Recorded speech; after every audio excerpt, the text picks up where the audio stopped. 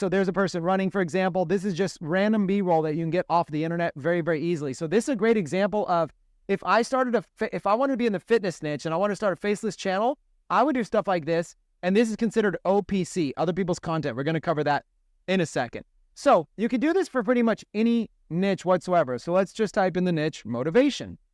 Now let's go back. Let's look at this again. Let's do now motivation addicts with 2 Z's. Okay.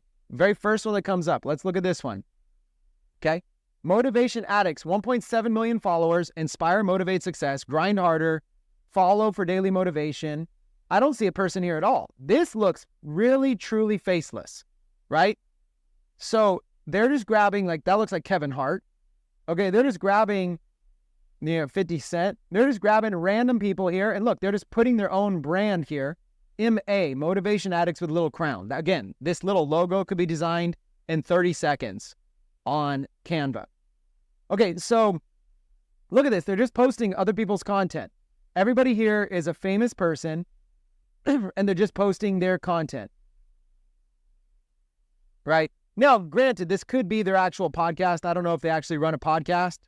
This could be a podcast. It could be their own branded content. But, it looks like they're just clipping. I don't even know what this is. They got a bunch of dots. Look, they're just clipping. Yeah, they're just finding clips. So what they're doing in this example, that is Lil Wayne, a rapper, and they found some podcast interview where Lil Wayne did, and they clipped it, and they simply put their yellow captions in the middle, and then they put their logo on the bottom, and that's it.